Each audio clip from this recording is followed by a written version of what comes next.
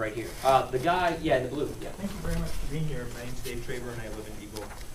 I was hoping you could explain, there's a paradox I see in the arguments going back and forth on both sides.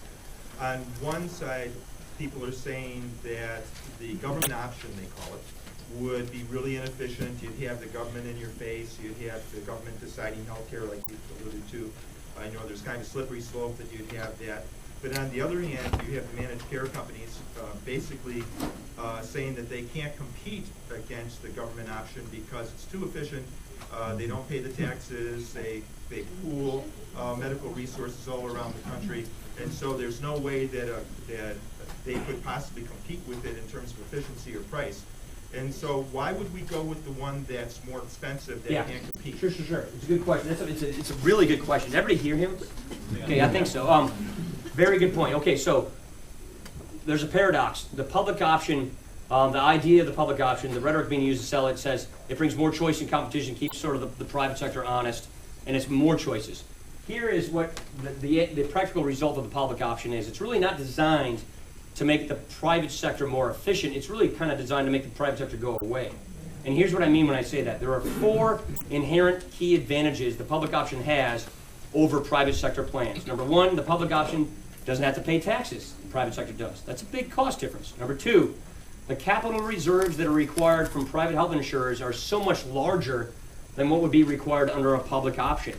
Number 3, payroll and benefits. You know, we were just talking about Mercury Marine and all these other things.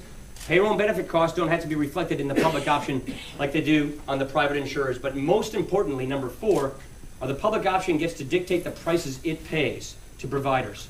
Right now they're talking about hinging them on Medicare prices.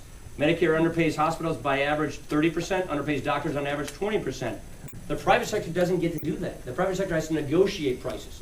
So the public option has these huge advantages in all of those categories, especially paying lower prices.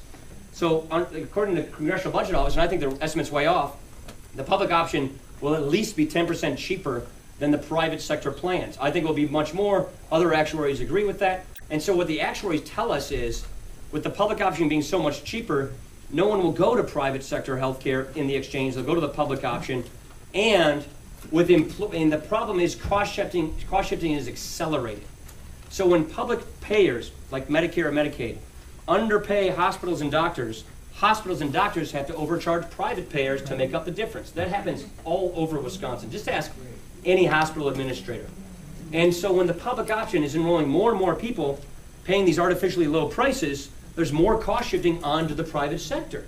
And so when a private employer is paying for health insurance for his or her employees, that private health insurance is going up and up in price, 8, 6, 10% a year, because their prices are going up because the providers are being underpaid by more people going on the public option. And so that is why they're telling us in 3 years, 103 million people will be shifted out of their employer-sponsored healthcare onto the public option healthcare, because the employer is going to face ever higher prices for the insurance he or she has to buy for their employees, which legally has to be at least the same as the public option. And they'll say, look, I'm going to pay an 8% payroll tax per worker per wage. That only goes up by inflation. I can limit my expenses. I can predict what it's going to be. I'm paying the tax. Everybody's going into the exchange. And oh, by the way, in the exchange, the public option is going to be a whole lot cheaper than the private sector healthcare. That is why we say it's really designed to make the private sector go away. And at the end of that day, and that day is a few short years away if this becomes law, then everybody's on the public option. And you have no choices. You have no competition. You have 1,300 insurers in America today. You'll have just a few, maybe one. And that is the concern that people like me have. Sure. Just to follow up to that, then, what you're saying is we should pay 10% more now because these private companies can't compete.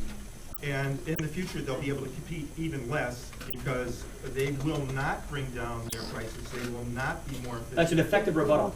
And so my question is, why should I pay an extra 10% on my $900 a month policy that I pay for me and my 2 kids who are toddlers, where I have $10,000 deductible per person? Right. Why should I continue to pay that so Aurora Healthcare can build hospitals in Ottawa that nobody uses? Yeah. So, really good question. That rebuttal, I know the Aurora issue. Pro Health Aurora, let's not get into that. That point goes to the whole heart of the issue. what is the best way to get at health inflation? What is the best way to address costs? Under the public option scenario, the best way is to get as many people as fast as possible in the public option, and then have the government control prices through cost control mechanisms. What kind of treatments people get, what kind of timing of treatments, and that is how you get prices down. That is a situation where you must have a bureaucracy to determine those kinds of care standards. So here's the alternative. The alternative is, let's have more of a market-based system. Let's have a consumer-based, patient-centered system where, yes, I don't want these healthcare prices going up so much, so let's address it like this gentleman's question did. Let's have transparency on prices, transparency on quality. Let's get rid of defensive medicine, and let's have let's make the consumer more powerful. What I propose is give the consumer a voucher or a tax credit to be able to buy health insurance, apply it to their out-of-pocket costs if they get it from their jobs, and then make sure that people have rights so they can't be denied care if they get really sick. And so, to me, let's fix what's not working in health insurance right now.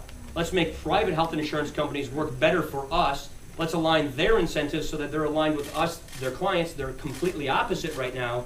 I would rather have a system where you as an individual have always had the choice of firing your health plan, of changing your provider, of changing your insurer. You really don't have that kind of system now. I want to get to that system, and I don't want to say, because this current system is imperfect, let's just turn it all over to the government and have a single payer system, which the only way to get costs down is to have artificial controls on costs, which inevitably takes the decision-making system away from the patient and the doctor. That's the key difference. The guy in the